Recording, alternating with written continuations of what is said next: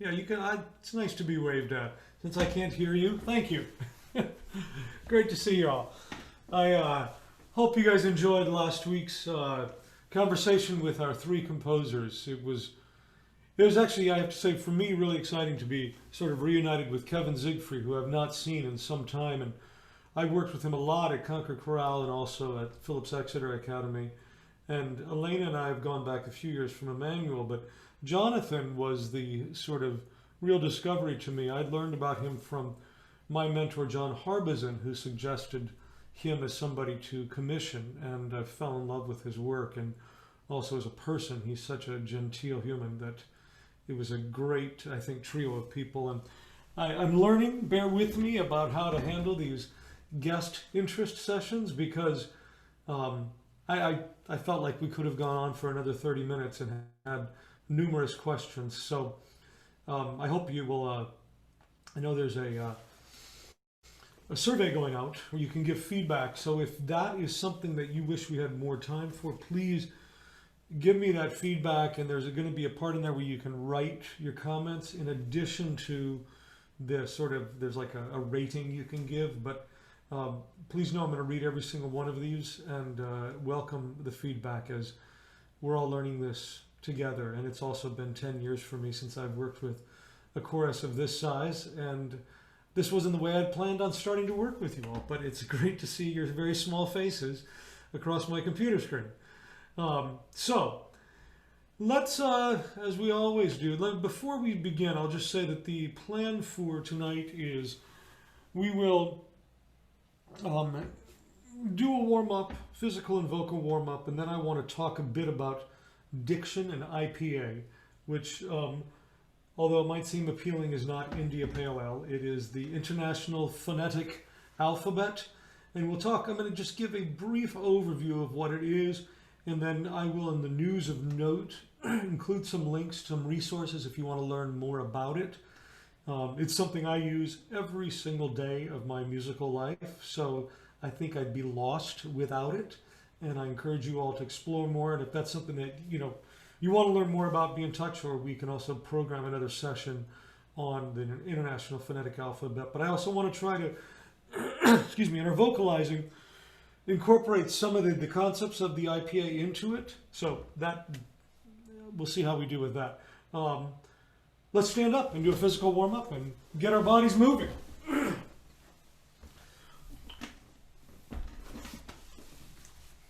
So adjust your computer screen as needed so that you can be seen. And as always, breathe in, stretch out the tension of the day, and out. Great. Again, breathe in, up by your toes, yawn. Oh, great. And do that one more time. And out on an S.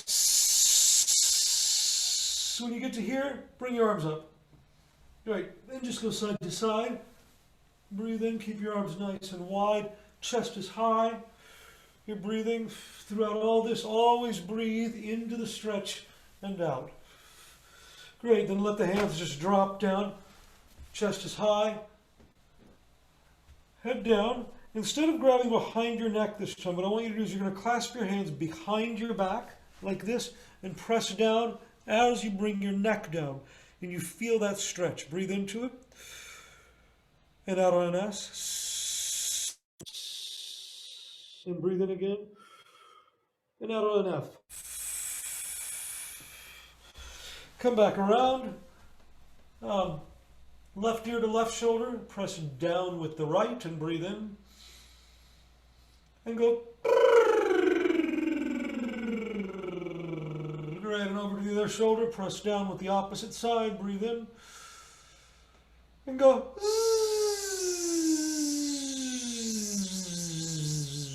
Yeah, buzz away. Good. Head back to the center. And then you're going to bend your knees and bring your shoulders back. And then stand up. Shoulders back. Keeping the chest wide open always. Great. And we did this the other week. What I want you to do now is spread your feet a little bit more than shoulder width apart. Bend your knees.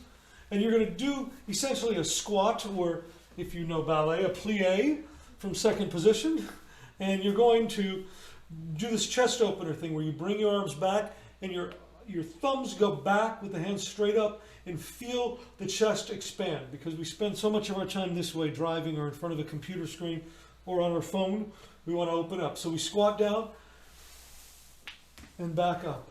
And again, as wide as your arms can get. Do 3 more. 1, 2. Breathe in as you go down and breathe out as you come up. Good. Now, trot in place. Shake your hands. Excuse me. Shake, shake, shake. Great. And stop. And go. Great. Everybody say A-I-O-U. And then go ooh-I-E. Great. Loosen up your tongue. Take your tongue, let it hit the top of your mouth, the side, the bottom, and the side. Go in either clockwise or counterclockwise fashion. And then go the opposite direction. Good. And go.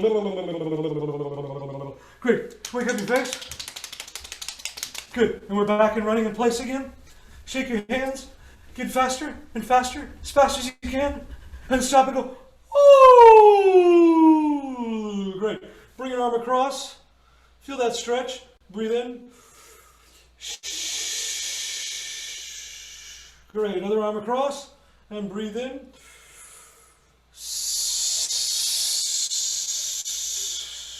Great. Let's focus on inhalation now. I want you to take one hand is going to be, let me move this a little bit lower. There we are. One hand about, put your finger in your belly button. And the other hand is going to be back here.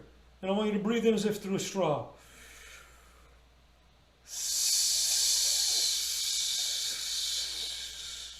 Now, as you exhale, it's kind of hard to tell on the computer screen, but if you notice, so my finger's in my belly button. What I'm trying to do on the exhalation is I sort of draw inward as though there was a string pulling my belly button inward. So I expand.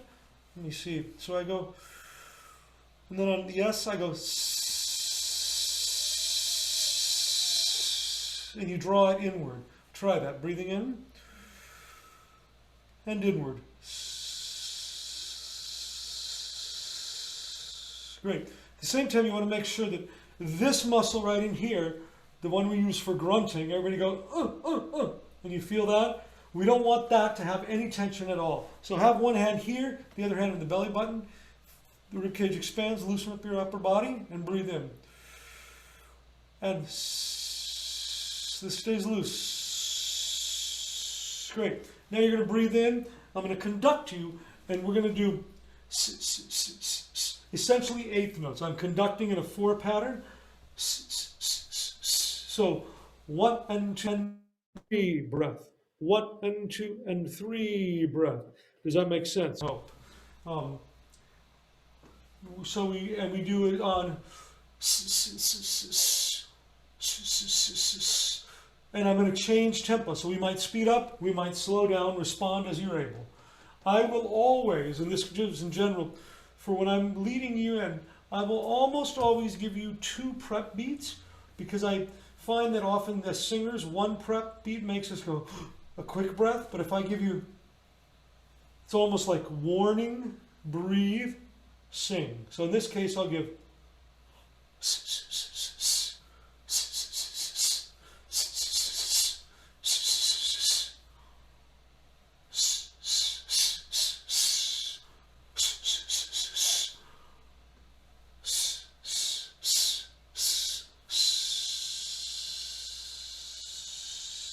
good, and there we go. And go. Stay standing. Breathe in through your nose. And you go. Just an octave leap and a arpeggio down. And we breathe in through the nose. Place one hand on your belly button so you feel the expansion, and the other hand's on your nose. Then you breathe in.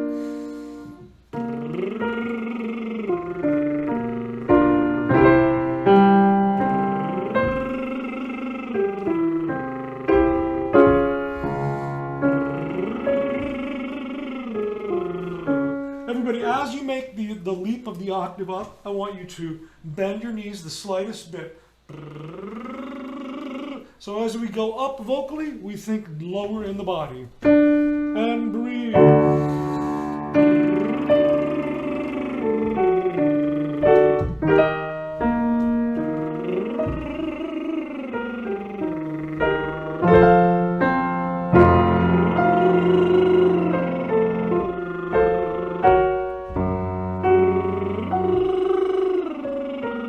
Basses and tenors go into your falsetto if you need to.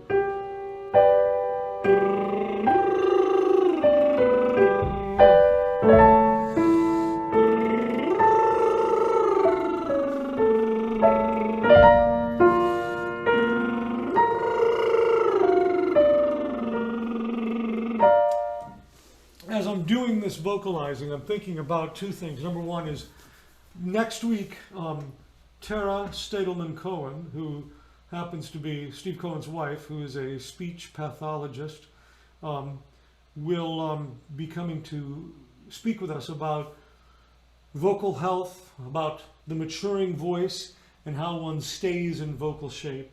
And she'll have about a 45-minute presentation, a PowerPoint, that'll be followed by an opportunity for questions.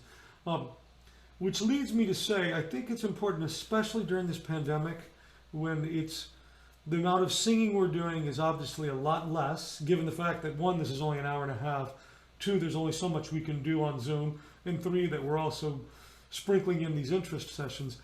I encourage you guys to sing every day, vocalize every day, use these exercises we're doing, go back to the recording of our rehearsals and use this time. We don't want to find ourselves, whenever we're able to be back together again, that we're dusting off a lot of cobwebs and just make sure, keep yourself in good vocal health, sing every single day. We go on, keep singing. On a hum, remember a hum is an ah with closed mouth. You breathe in the ah vowel.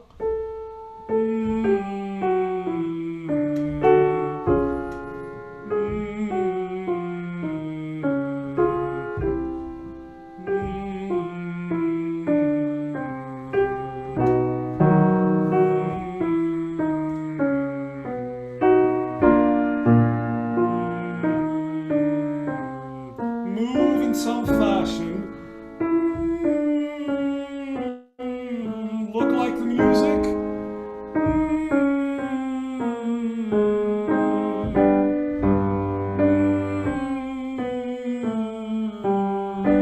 Two more.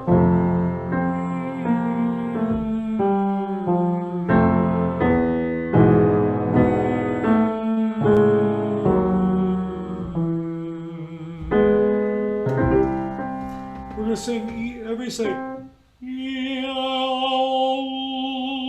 really on any pitch, just do that.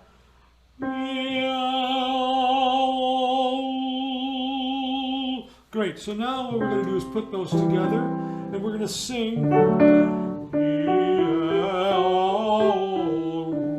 So it's a pattern of thirds, 2 notes per vowel. And breathe.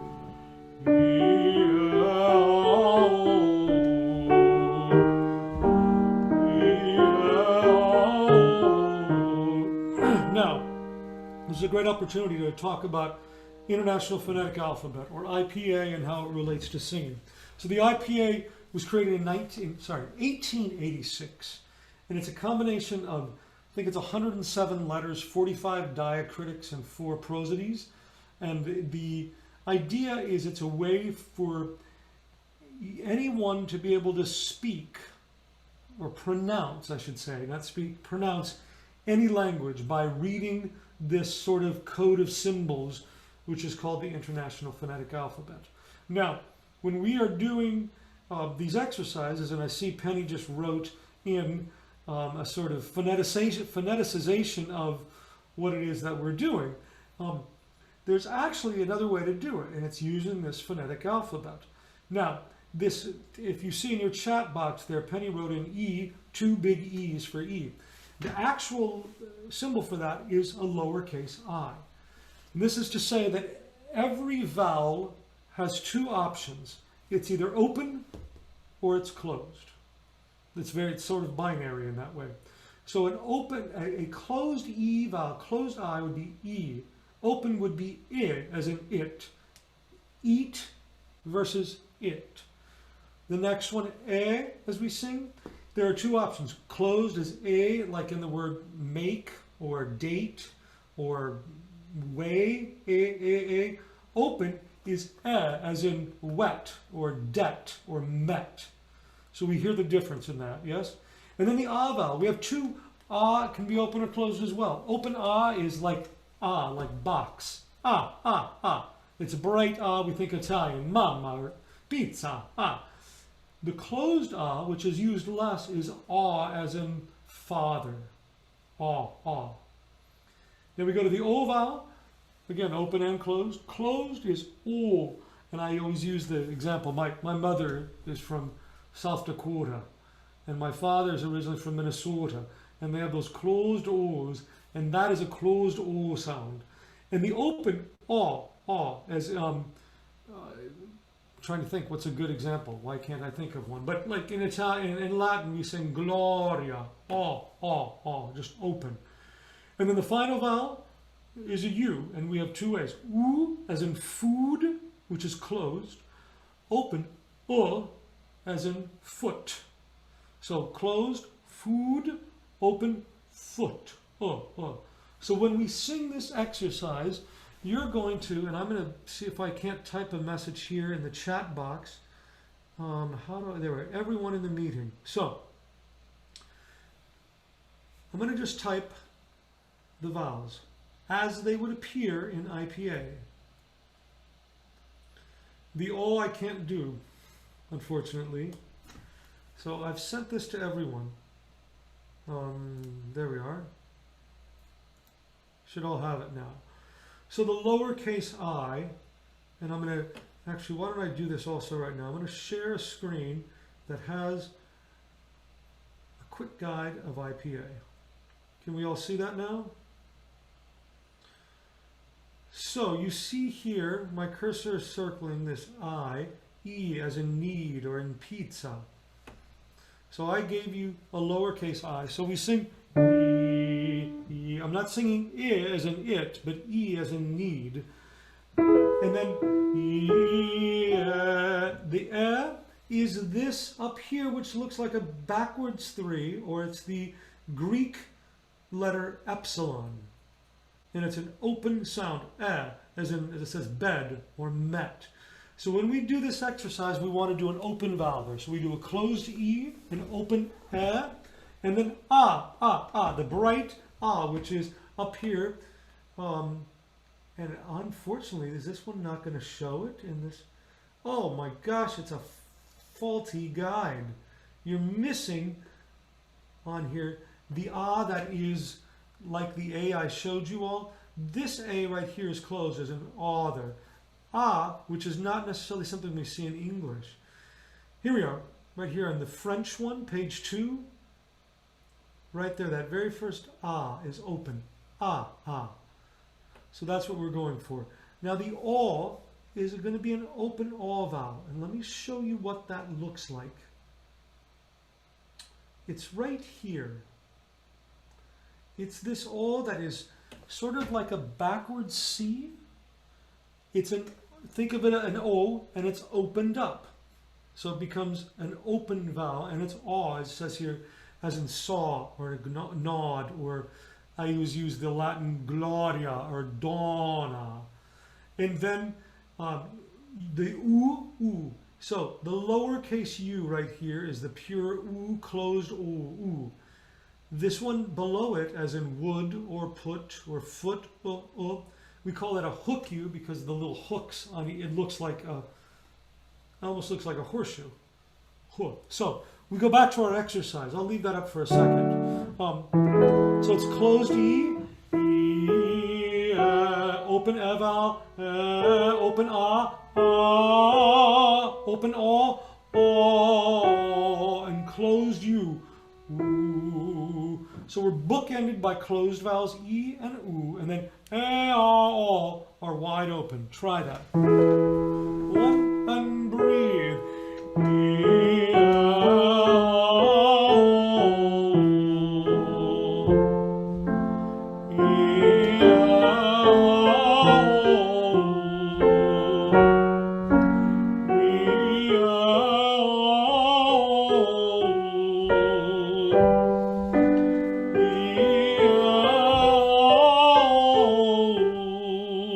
Now, a word about the vowel, the epsilon. It is very easy for us to want to pull the tongue back and sing A and make a Y. And what happens inside the mouth is the back of your tongue will come up and hit your soft palate. Everybody say A and feel what happens to the back of the tongue. Again, A. It has to come up. So what we want to do is get rid of that coming up of the tongue and sing just a straight up I'm going to stop the screen share right now because I want to write this other word in the chat box, which is the word diphthong, and that is, I'm going to define it for you and send it off to you guys, a combination of two vowels on one syllable. So diphthong is a combination of two vowels on one syllable. So A is two vowels, and E combined. A great example of that is the word way. Way. It's a one-syllable word. We don't say way, two syllables, but we linger on the first syllable, and then we sort of tuck in that second syllable, which is an E vowel. So way would be an open the epsilon, followed by a closed I, way. When we're doing this exercise, we don't want that diphthong. We want to keep our tongue down and just sing So,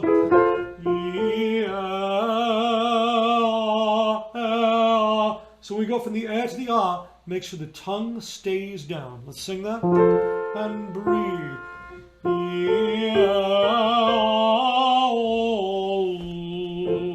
Breathing.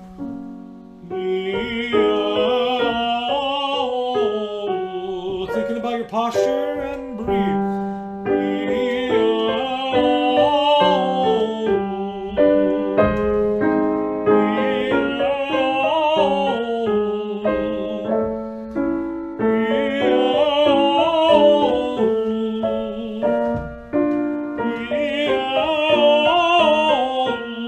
Keep it legato.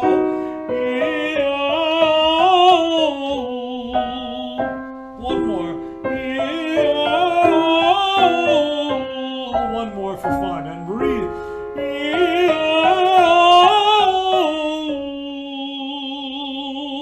Just a reminder that last notes are opportunities for tuning and either minimizing or matching vibrato of the people around you. It's so easy on the last note to go oh, and sort of relax, but oh, feel like that sound is going up and leading somewhere. So that's always in motion. Let's do another exercise. Yeah. We're going to sing just a 8-note scale down and all on an ah vowel for now. A bright ah. So you're going to go ma and breathe. Ma.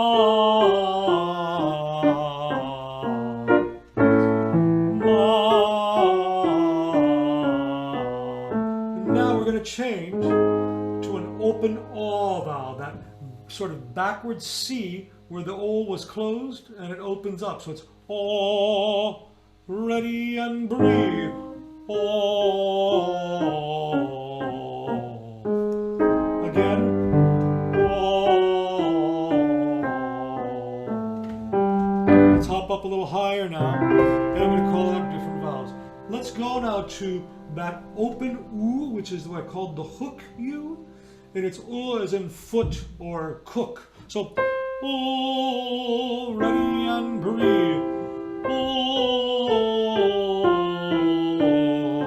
Now, by contrast, go to the closed oo, as in the word food or pool. So, oh, as opposed to oh, you hear the difference. And ooh. Oh. Again.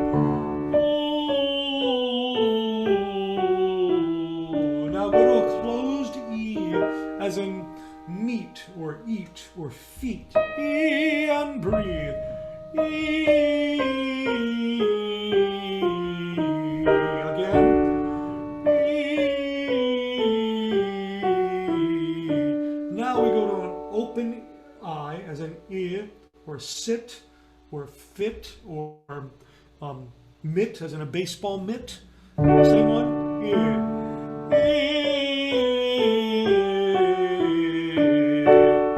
Again.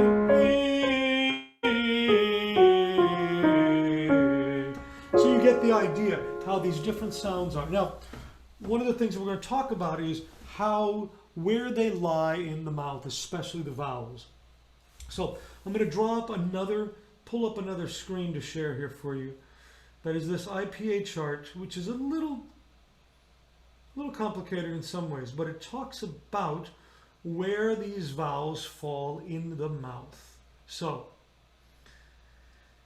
it's very specific, and it might be more detailed than what we need, but I think it's helpful, just as so much of diction is about what does it feel like in the mouth? What's my tongue doing? Where am I creating the sound? So our front enclosed vowels, E as in meat, E. I always feel that coming off the front teeth and just the top of the hard palate, E. Same with this Y is the combination of actually an E and an A together, so it's E and a U, so E, and again that's forward. The central vowel, as you see there, and now I'm going to have to do this for the first time. I have reading glasses. It's happened. I thought I could make it to my 48th birthday, but apparently I cannot. Oh, that makes it much better. Now, so we did close in the front. Now, near closed vowels in the near front are when we open that E vowel up to I, as in fit or sit, I. It's still pretty far forward. The closed mid is A. This lowercase E vowel is the sound make or wait or say, I. The tongue is a little higher in the back, but it's still forward. Now, in contrast, if you scroll down to here, as in bread or met or set. This vowel right here, this A and E combined, is A, as in bat or cat or sat, and then our open ah is just ah. And to me, that comes right off the teeth. I always think of the ah as that you're about to bite into an apple. Perfect. We're still in apple season, right? Ah.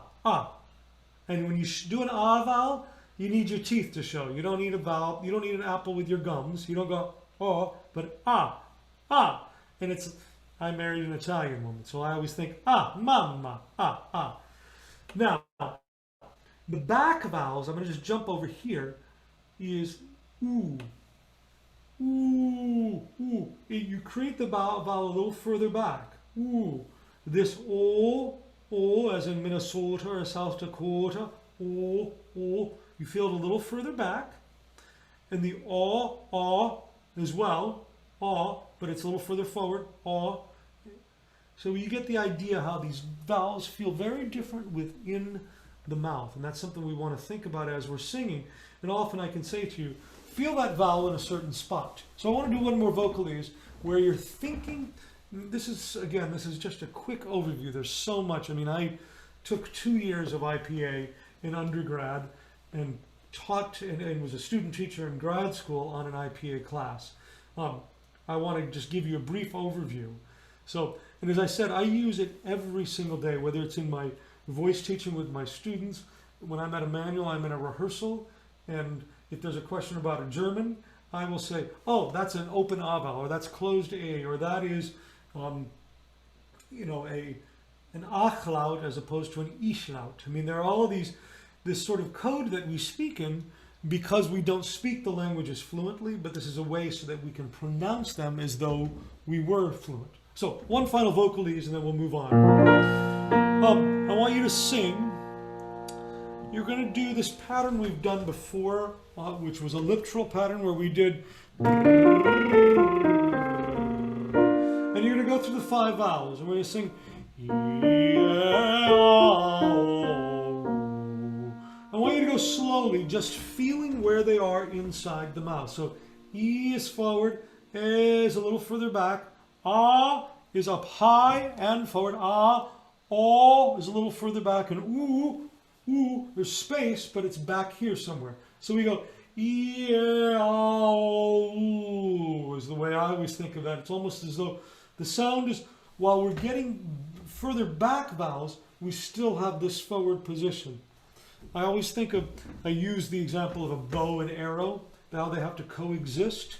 You have the arrow, which is all your sort of bright mask resonance, ha, ha, ha, so we can project.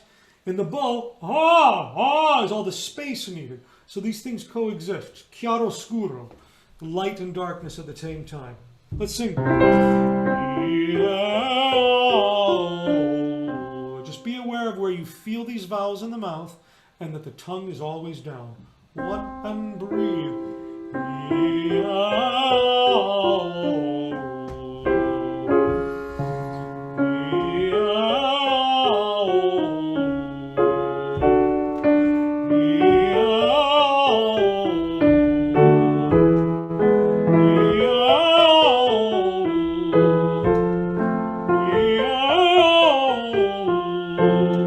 Change the pattern a little bit, because in truth an e vowel is one of the worst vowels to sing high in the voice, because it wants to go yeah. We want to spread it, and we all have this Ethel Merman moment.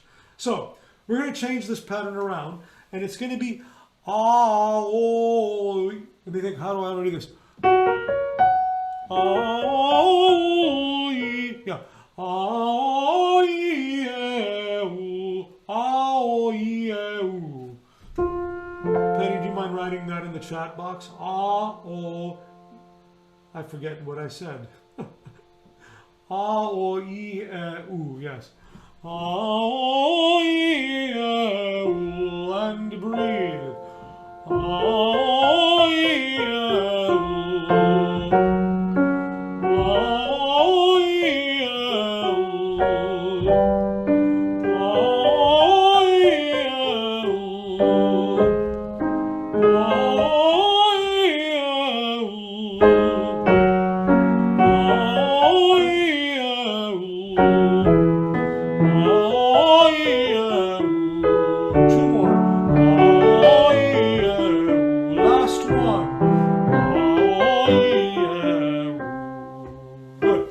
Have a seat. I'm going to go back and share once again my screen that has and talk a little bit about, and again, a brief overview of the consonants now of and what their symbols are. And again, this is the quick guide to IPA, and I will send this to everyone as an attachment in the notes, in the news of notes. So if you want to go on and study more, you can. I think we talked about all of the vowels here, all of the vowel sounds, except for this sort of triangle or upside down V, which in English is the sound, like cup or sud. Oh, and the other one we didn't do. This is one of the most important sounds for every choral singer. And I'm going to, and if you can, let's see, does it say it here? I think I need to expand my screen. Yes, there we are. There, that's better. Okay. So this upside down E is an unaccented neutral syllable that we call schwa, or in German, schwa. It is one of the most important things you will learn, I think, as a singer. The most often used sound for singers. It's a neutral, unaccented syllable. The example given here is in the word hidden. We don't sing, let's say the phrase was, let's see, if I was going to sing hidden, I don't sing hidden. It's not an e vowel because that ends up accenting it. But hidden, it's unaccented, neutral syllable. Basically what you do is you round your lips around an e vowel. Hidden. Everybody try that together. Hidden. So you're still singing the pitch, but it's not a weighted sound. And that is something, if there's one thing you take away from this, is that upside down E symbol called a schwa, because especially when singing English. It's one of the most important sounds you will learn. I'm going to go down here to the consonants. Many of them are very straightforward, and they look is exactly how they would look in English. B is B. D is D. F is F. This G is the G, as in go, as it says there. The D followed by this funky Z is J, like in jest, or genuine, or jog, or the name Joe. The J, H is H. Hey, this J, what looks like a J, is actually what we call a J glide, which is a Y sound. And it's not the letter Y, but it's Y, like in the word yes, or yell, or sometimes it can be in the middle of a word. I can't think of one off the top of my head right now, but that's one of the confusing ones because it doesn't look like what we're used to seeing. K is obviously K, L is the L. The upside down Y is this LU combination. The right way to say the word lute is not lute, but lute. All you can eat, as it says. We don't use it a ton, but just so you know. M is M, N is M. NG, notice it's that N with the little tail on it that comes back up. That's for ping, or sing. P is P, R is R. S, this is important because we have two types.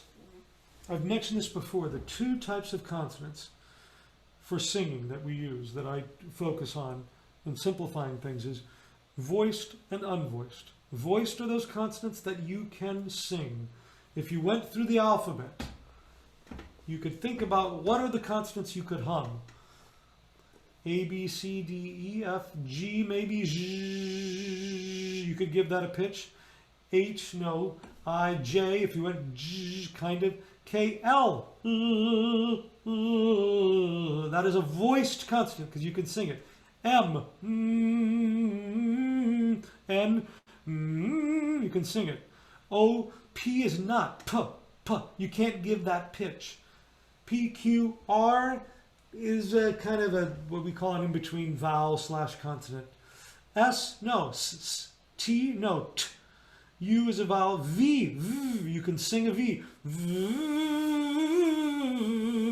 W, no. X, no. Y, yeah is one of those sort of, sometimes it's a vowel thing, it's that J glide. And Z, Z, you can sing it. So now we go back to this S here. And IPA as in sell or as in sat. Some words, the middle S actually sounds like a Z. Think of the word season. The first one is an S, and the second one is a Z sound. Now if you scroll down here, this is Z, Z, as in zap. So if I were doing IPA for the word season, it would be an S followed by a lowercase I followed by a Z. And then there would be a schwa, that upside down, and then an N for season. So that Z is what we call a voiced S. I know this is a lot of information here. That's why I want to give this to you all to review it. This tall S here is the SH for sh, then the T is what it is. The CH, ch, is a combination of a T and an SH. And if you think about that, and you put them together quickly, you get the CH sound. A lot of this makes a lot of sense once you start to play around with these sounds in your mouth. There are two types of THs. The voiced one, which is the, this, and if you everybody think about a TH as your tongue has to be out. Bring the tongue out and say thought, or the, or this, or thank you. We have to see the tongue when we sing a TH. If we don't, especially on the voiced ones, what we get is an N first. We'll get that, that, instead as opposed to that, that. Everybody do that and buzz the TH. Sing this note. That should make your tongue start to tickle a little bit. That. That is a voiced TH. The unvoiced would be in the word thank you. because there's no pitch given to it. And those are the two different symbols. The V, a voiced one as well. W is straightforward. Z, and this funny looking Z here with the little loop on the bottom, and the last one there is the J, as in measure. So this is the English guide, and when I send this to you all, you'll see there are other sounds here for French, and there are sounds that are not found in English. And then also down here we have one for German and Italian. Lots of information, no doubt. I want to do one thing before we go on, and that is to show you how I use IPA. I've taken the first page of My Spirit Sang All Day, and I wrote in the IPA, oh, hold on a second. Apparently I didn't do it for the right one. Let's try that again. I've done it just over the soprano line, and I only did it for the vowels because I felt like all of the consonants were pretty straightforward. So, my.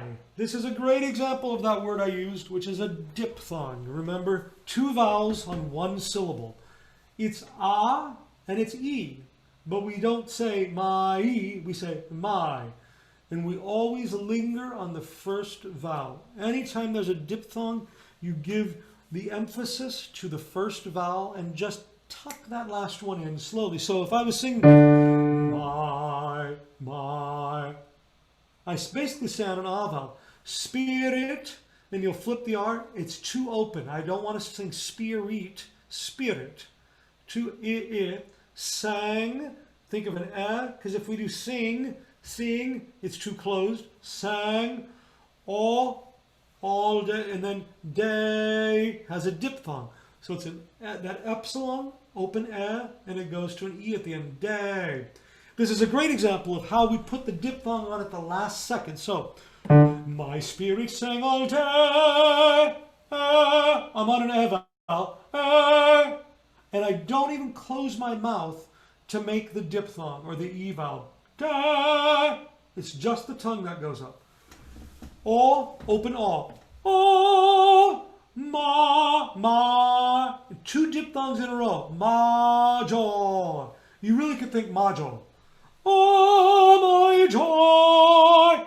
And again, joy. The Y comes in at the last second. The mouth stays open.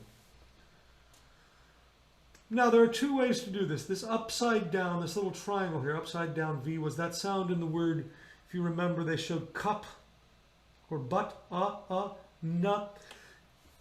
Truth be told, when we sing in English, is one of the least attractive sounds one can make. It's sort of guttural. I put that in there just so you know. I would prefer that we sing more of an ah. Nothing, my tongue. Same with tongue.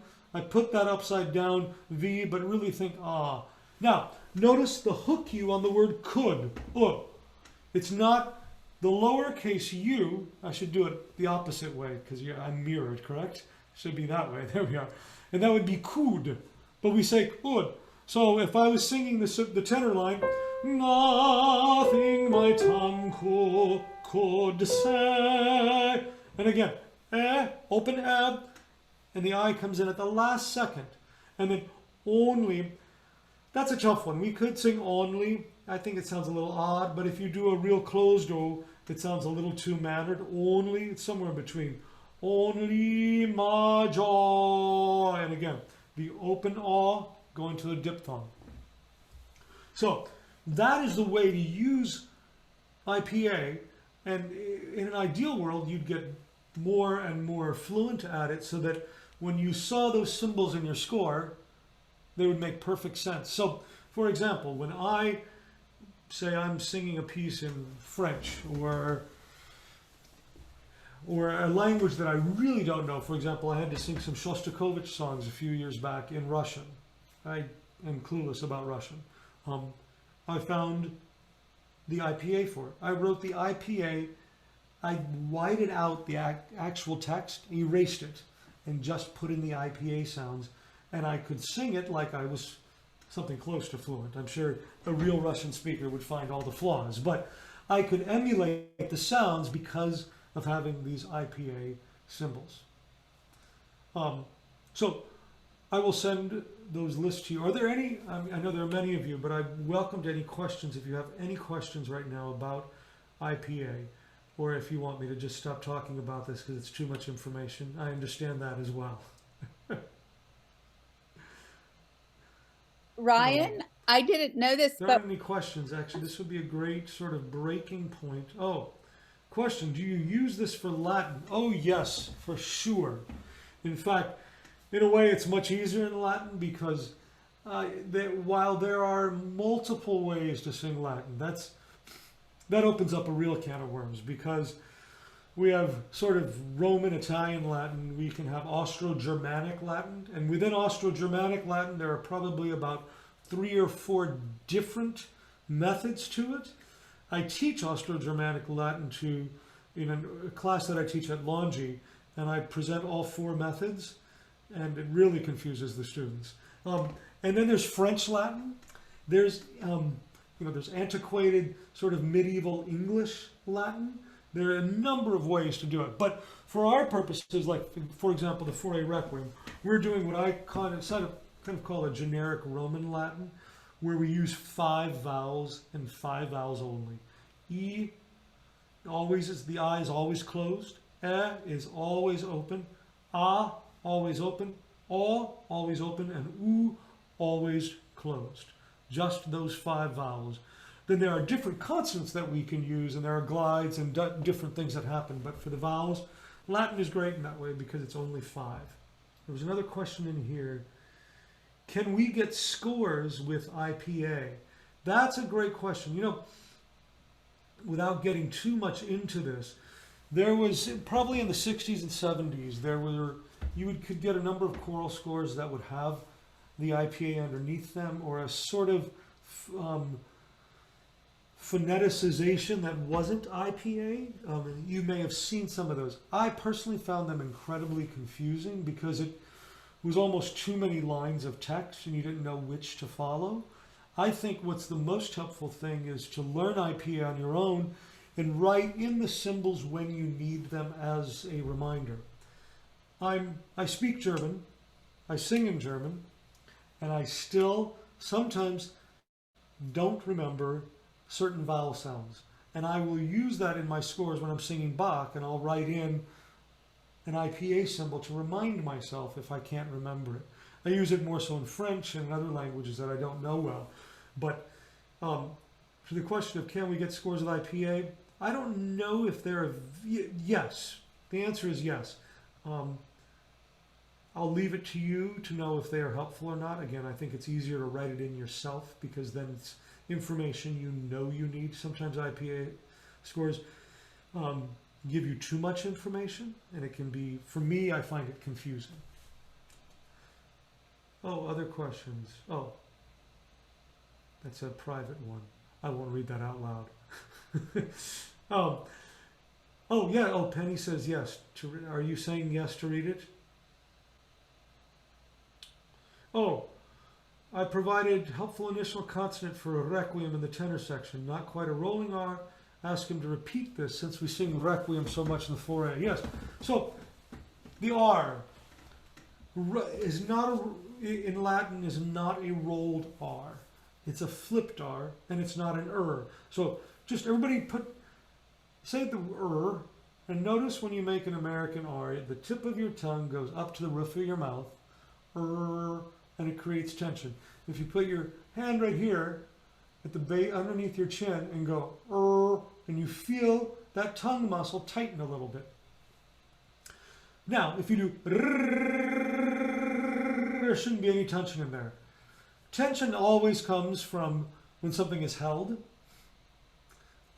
Isn't held because the tongue is moving, and there isn't tension when it's moving. Or there is tension, but it's imperceptible, I should say. We don't necessarily want a rolled R. What we want is a flipped R, which is very similar to a D. If you say duh, make a quick D, everybody go duh. And notice the tip of your tongue goes to the roof of your mouth, but it doesn't linger. It's like touching your finger to a hot burner. Duh, duh. It goes right off of it. The trick to making a flipped R, if you don't know how to do it instinctively, is just say a D. I mean, if you go and do a quick D and go requiem, requiem, it sounds very Italianate, but requiem. If it's an internal R, like say it's the word terra for earth, terra, and you can say terra and make it an actual D, and it sounds like a flipped R. But you don't get stuck on the R, and you don't get stuck on terror and chewing the sound. There's the R lecture. I'll stop talking. I think it's time for others to talk. There are a few announcements.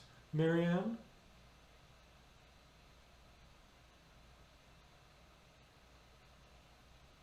Are you there, Marianne?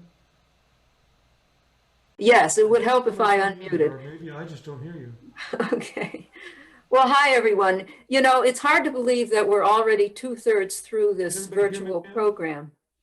And, you know, a few months ago, when this whole COVID crisis hit, Ryan and the board really put a lot of thought into how to go forward. And we're really grateful to Ryan for putting together and leading a program that has kept us connected, kept us singing by practicing some of the pieces that we would learn and perform in the future. He's helped us to improve and learn vocally and musically, and he's provided a lot of interesting guests. But you know, we're still learning, and as I've said before, this is a new venture.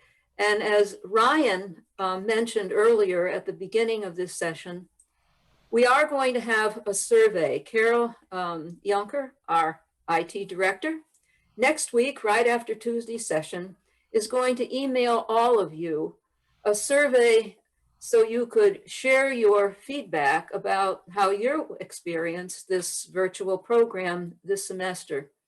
And it's really important right now because it's become clear to us, and it's probably become evident to you as well, that it's very unlikely that we can perform a May concert, which would require us to really come back together in-person rehearsals to rehearse for a May concert.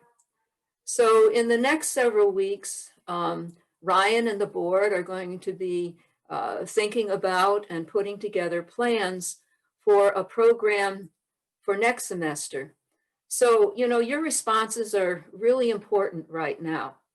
So when you get the survey, you know, it only takes less than 5 minutes to fill it out. So when you get it, just complete it, get it back to Carol so she can process it and we can get the results. So that's it. Thanks. And I believe there was another announcement. Is it Al Cox? Hey, everybody. Good evening, and thank you for tuning in. Thank you, Ryan, and thank you, Marianne. That was all very exciting, but as we all know, what I'm about to talk about is what we're really all excited about tonight. And yes, I am here to speak to you about our upcoming fundraising event called Give Voice to NCS, a virtual silent auction. There's a little play on words there, you may have noticed. Anyways, this is a truly ingenious idea for a fundraiser, and here is how it works. In the next few days and weeks, we are giving you all the opportunity to donate your great stuff. Now, stuff like any particular talents that you may have, such as gardening, woodworking, cooking, or crafting. Donating your time to teach others any of your own skills. Maybe offering tours of some of your favorite places. Donating any of your homemade food items. I expect to be bidding myself on these. Or you may have friends that you can tap or lean on to make a donation to our worthy cause. So, then, here is the real genius part of this auction. After you donate your great stuff, we make money by getting you and your friends to buy it all back. Just amazing, just amazing. Or maybe you can buy someone else's stuff if you want to, but that either way. So what we would like you to do is all check your email for the donation form that we sent you. If you have any questions, there's a list of contacts to help you out and donate your great stuff. And remember, our motto for this year is ask not what your chorus can do for you, but ask, what can you do to make this auction a great success? Thank you. Thank you.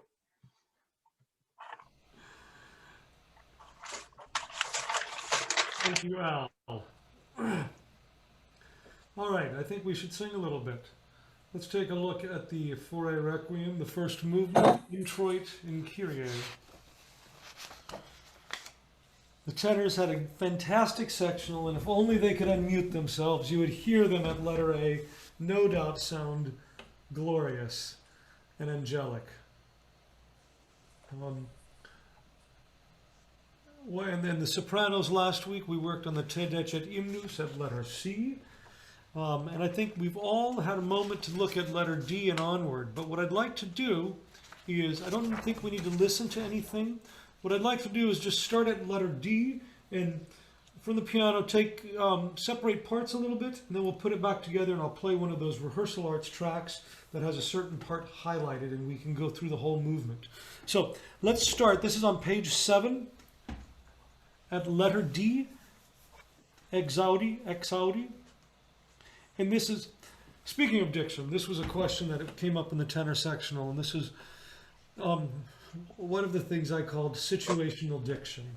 And what I mean by that is there are two options. One could sing exaudi, or they could sing exaudi. And I can't give a sort of a ruling or a decision on that yet. That would be something that I have to hear, and how it would work with 100+ voices. If we did exaudi, there might be a lot of hissing on exaudi. My instinct is to sing exaudi because the gz, z is a voiced consonant which you can give pitch to.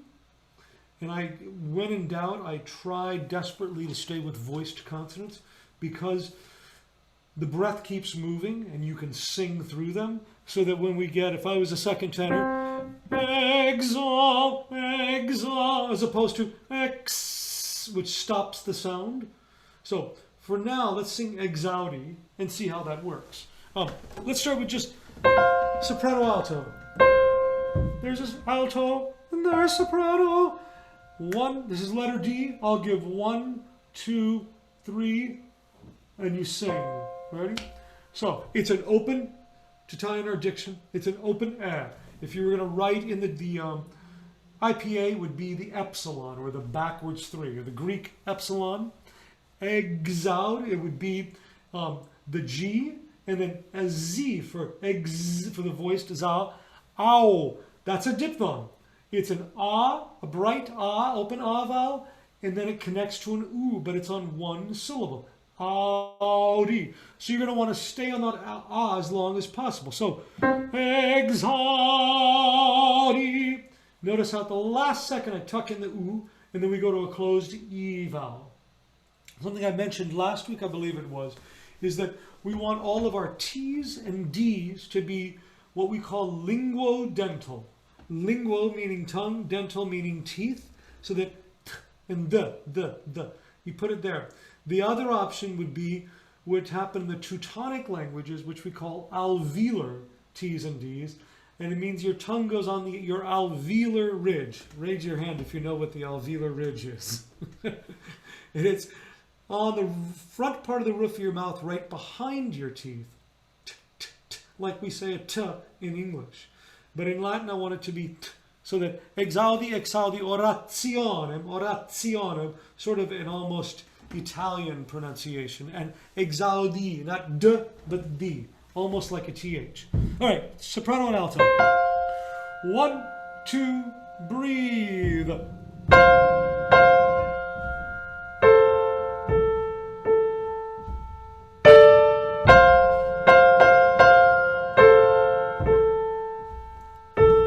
And 1.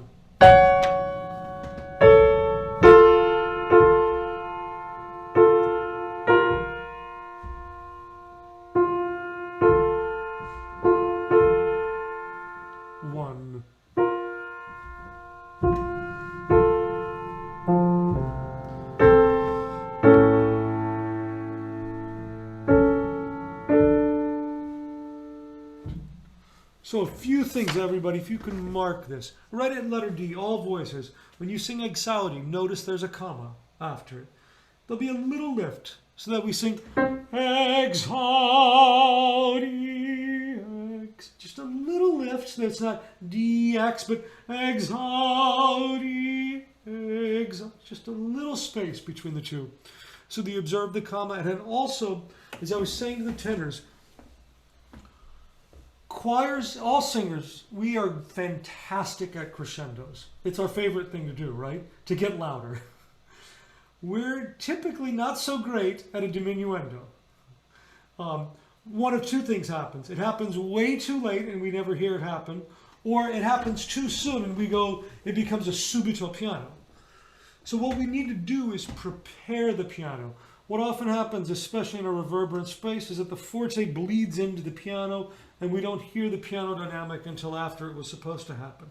So I always would encourage you at this spot here, letter D, it starts out forte, and then they want you piano by the downbeat of the second bar, that you start that decrescendo a little bit earlier than printed, so that we achieve a real piano by the downbeat. So we say exaudi, lift, exaudi orationem meam, a big 3-bar phrase there that peaks at orationem. And that T there on orat is marked as a T-S combination. Orationem meam. Meam. Everybody say that with me. And what I want you to make sure is that we don't have a diphthong. It's easy to sing meam as though you're adding a Y there. Instead, you want to be cognizant of your tongue staying down. Meam. Say it. Meam. Without a Y in between. Otherwise, we'll get orationem meam. You hear that may instead of meam. So we keep the vowel open. Ante, the page turn. Be aware, altos. You go to an E sharp, which is like an F natural, right? You sing from a C sharp. So the page turn is difficult. I mentioned last week writing in the V period S period, volto subito, or turn quickly. That's a great spot for that. And then caro is the same note. It's an enharmonic spelling. We go from the E sharp to the F natural, which is the exact same note. Put the T of Veniet, everyone, measure 57. We put it on the downbeat of measure 58. So we get Veniet,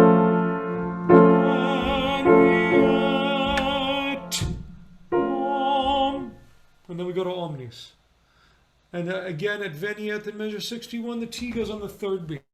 So, soprano alto. Again, letter D. 2, 3.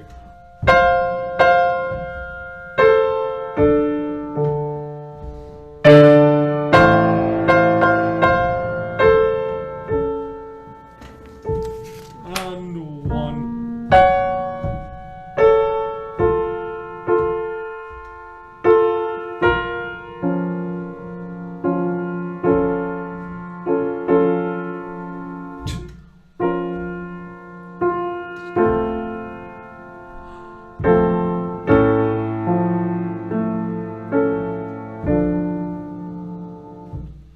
Tenor bass, same thing. Now notice basses at letter D, it's the tenors that divide. So tenor bass, letter D, tenors divisi, stems up. All the basses are on the same part until that is, you notice, turn the page 8, measure 56. If you look underneath your part, it says basses divisi.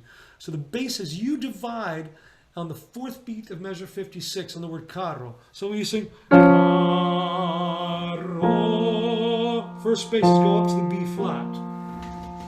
Okay? Let's try it. Tenor bass. There's bass, second tenor, first tenor. I'm going to sing second tenor. Actually, I'm going to sing the bass line because I worked with the tenors earlier. 1, 2, 3. Exaudi, exaudi, orationem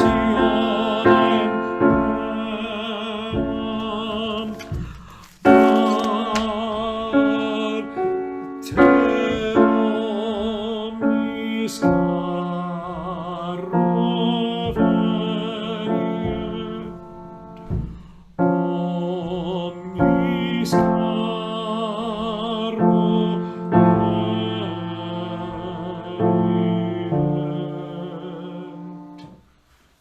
you know how that goes. We go on, letter E. Notice we start in unison. Use the comma.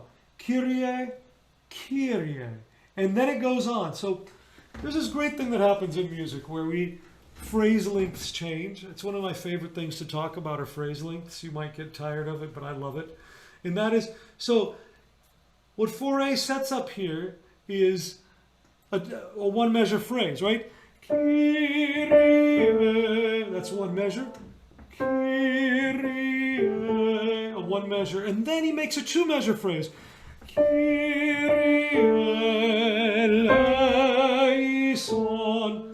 But the genius is it's the exact same notes. He does a one measure phrase, a one measure phrase, uses the exact same notes, and makes a two measure phrase out of it. Sing that.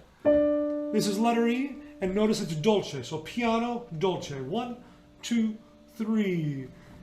Kyrie, Kyrie, Kyrie, eleison. And then I want to go on basses and tenors. Right at measure 67. 1 and 2. Kyrie.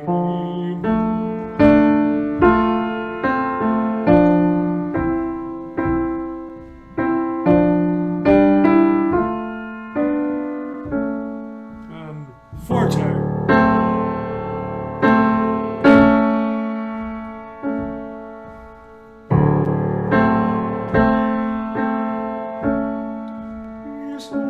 Bass. Christe, Christe. 1.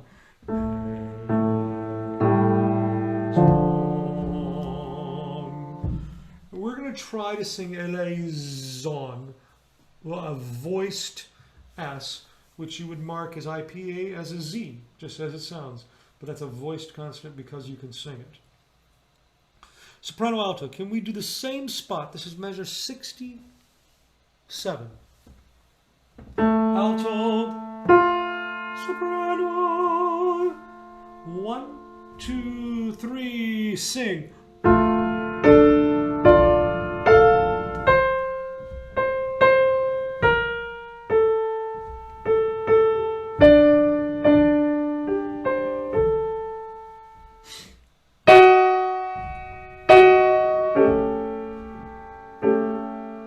Forte.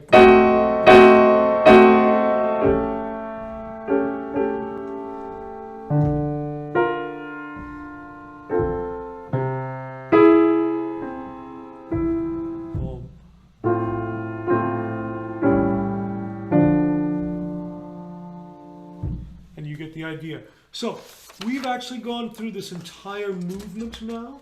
What I'd like to do is we're going to go back to the beginning. I'm going to share my screen and I'm going to play you one of the Rehearsal Arts recordings. And we're going to, let's see, who should we highlight? We're going to highlight the alto part. Let me go to share screen. Oh, one moment, I need to make sure I've enabled the introit in Kyrie, and I will hear your starting pitches. So we get D. This D minor triad. Bass 2, bass 1, tenor 2, tenor 1, alto, soprano. And I'm going to play this recording, and I will conduct along. Or maybe I'm not.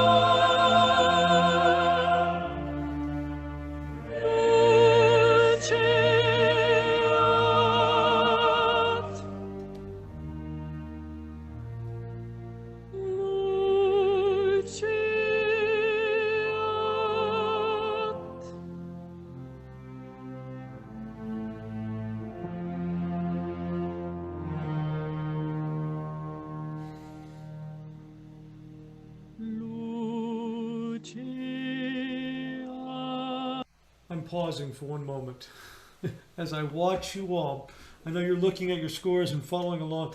If you can, please think about posture. If you want to stand, get the scores up. And I will, if you're looking up, as one of my conducting mentors used to say to me, which I think is brilliant, if you get tired at looking at the black and white spots on the page, I'm still here. You can look up every once in a while. I will always breathe in with you all. I breathe all the time. I breathe more than you do. I end up having a sore throat at the end of rehearsal because I'm breathing but not singing. And I'll breathe in the vowel, and I noticed at that spot where we just stopped at the oo vowel, that closed oo vowel, I went loo. So I will breathe with you, so that even though we're on Zoom, I want us to have this sense of communication and that we're feeding off one another in that way. And then the other is a question. Can somebody tell me, is the sound, or do you get enough sound from the recording? Even on the pianos, it's okay? Thank you, Al. Okay, I'm going with what you say, Al. Let's go to right where we stopped. This is right before the Luceat. 1. Luceat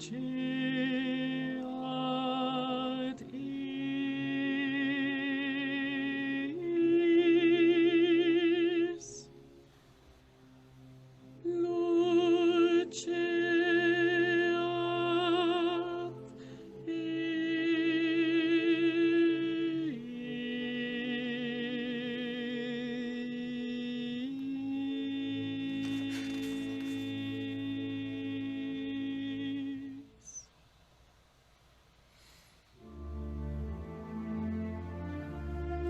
tenors, you're breathing.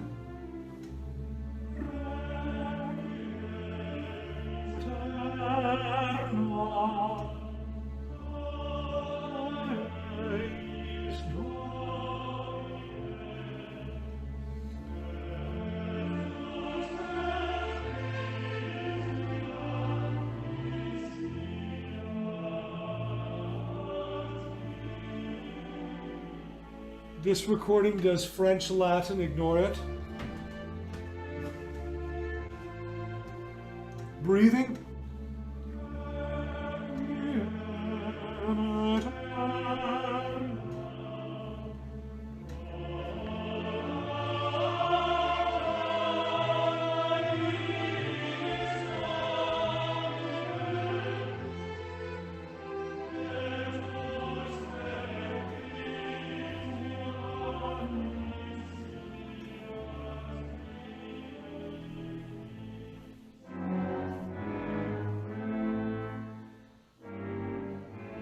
Remember, sopranos, how legato we want to sing this?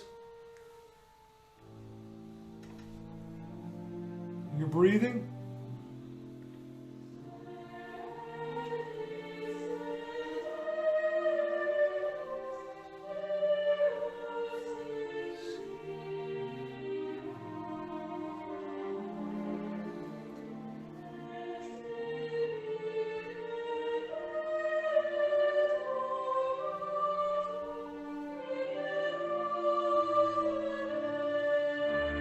Everyone breathe.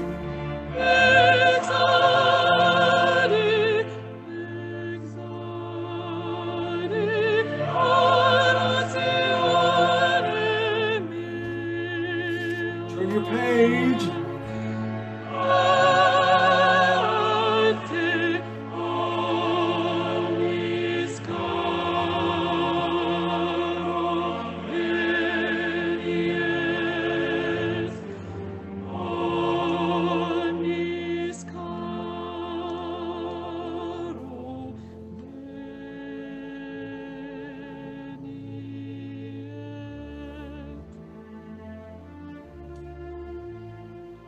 Dolce, breathe.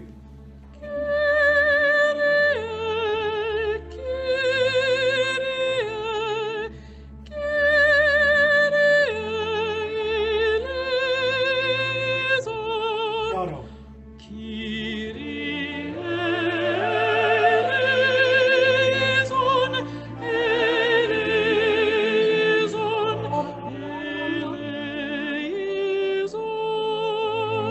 forte.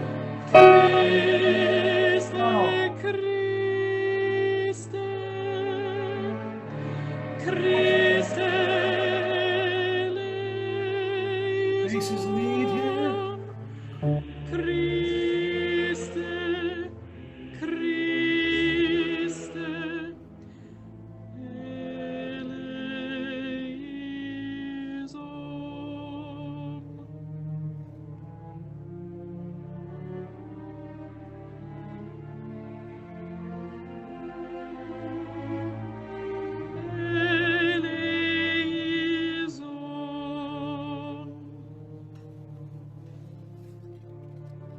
You're going to want to turn the page now. You know what eleison is.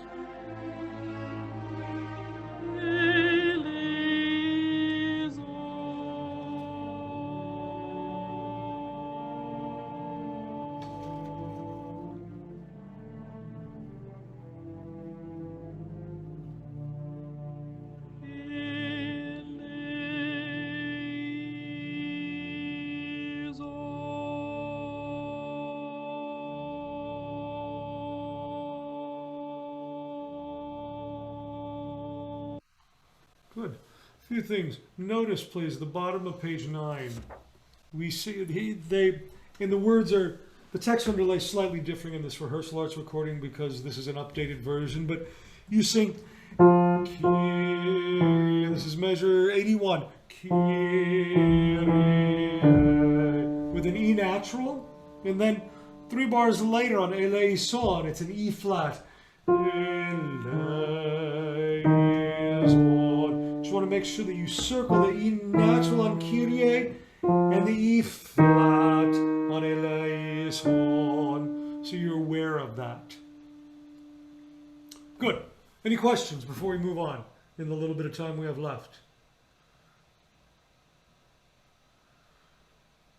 I see there's a chat in here. Oh, nothing. So, I want to go to the offertory. As we work to the opening, I want to jump everyone to the end of the offertory, which is the second movement. And it's on, where we're going to start singing is on page 16, letter G, measure 77. This is the longest and the most complex, and I think the most sort of intimate and personal of the movements. What Fauré does here is he takes essentially like a austere Renaissance motif. And actually, if you go back to the beginning of this movement, I'm just going to briefly walk us through the sort of the guided tour of it, as it were. If you notice, this is on page 10, the offertory. When the altos come in, if you look underneath at the accompaniment, what happens? It goes away. So we get this, what is it?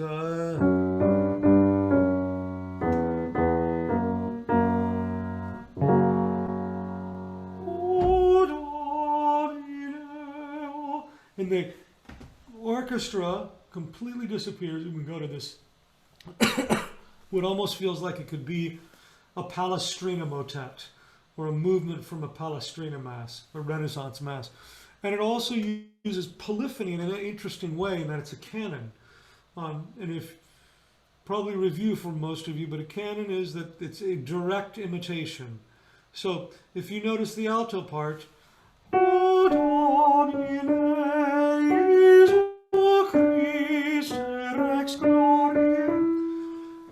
so you see that. Then you look at the tenor part, and it's the exact same material, just 2 beats later, and voiced a third lower. The tenors sing, O Domine Jesu Christe Rex Gloria. Exact same material in canon, a third apart and 2 beats apart. The bottom of the page, at measure 14, altos, you sing the same material, it's just pitched up a whole step. The first time you sang it at measure 6, you started on an F sharp. The second time at measure 14, Exact same material. You start on a G sharp. In tenors, you do the exact same thing. A canon at the third, 2 beats apart. You're just starting 1 pitch higher than you did at measure 6. There are little discrete places where at letter A, 4A might add an organ in. It's all optional, and it says in the absence of strings. I think it's basically to give a little support for the choir if needed. And then the basses finally come in, if you look at the top of page 13, and they sing the original motive in the original key.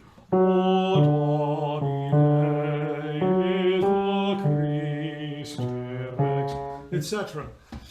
And then we get these nekadant businesses at 27, these little pleas, sort of almost whispers of like sobs of asking to be saved. And then the top of page 14, the bass soloist comes in asking to hear our prayer, to grant deliverance from death. And that goes on, and that takes us to a different key.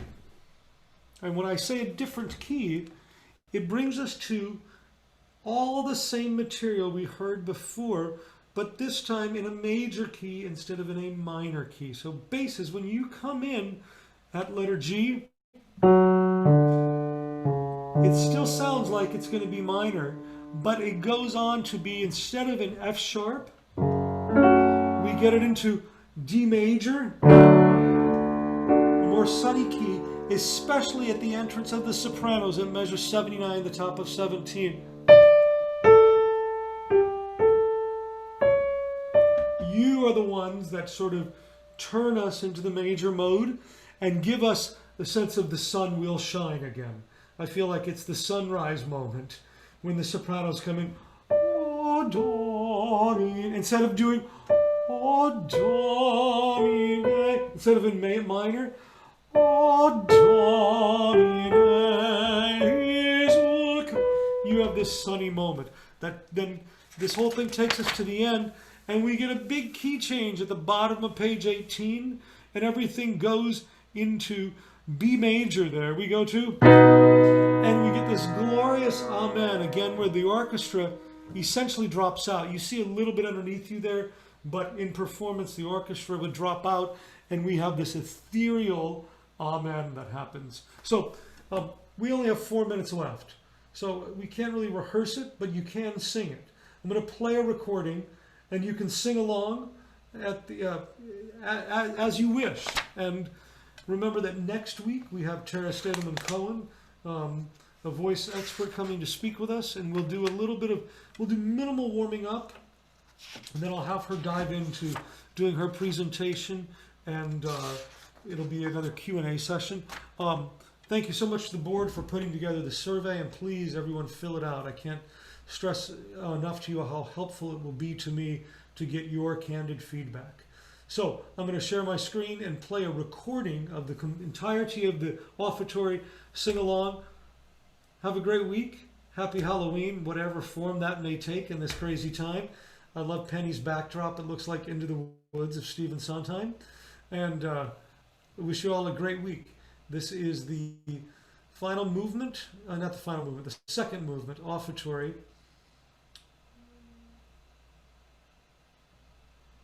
Here we are.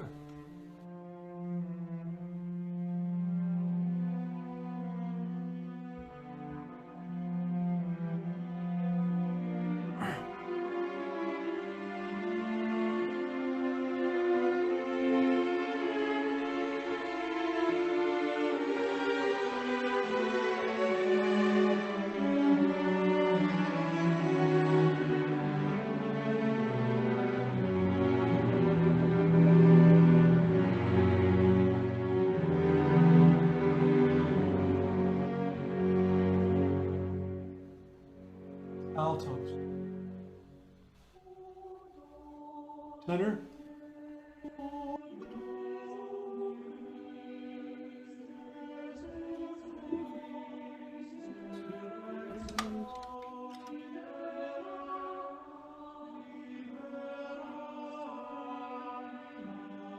Sound lean, like it's a Renaissance motet.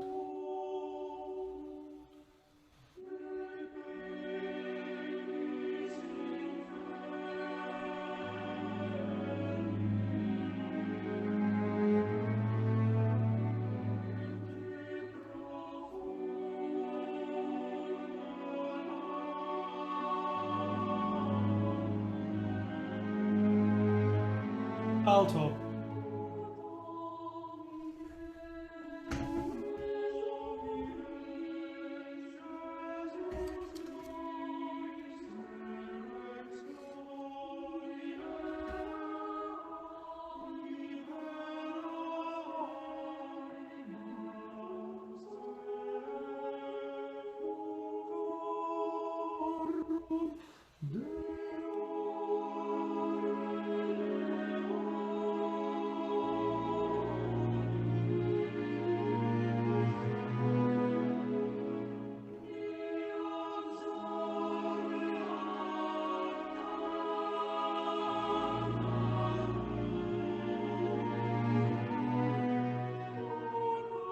Step higher, right?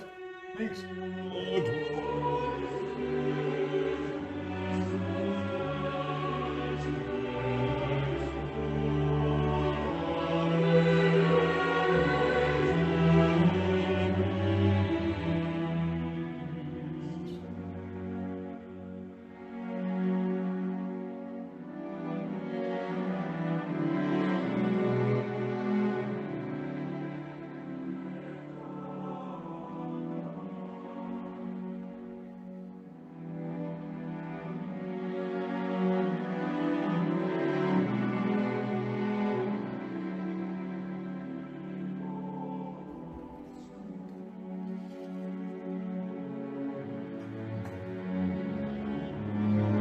Let's skip ahead to the end of the bass.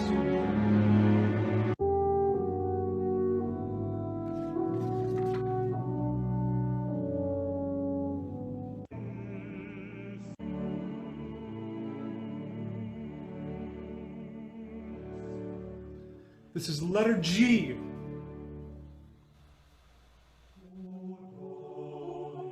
Alto. Sopranos are about to come in. Soprano.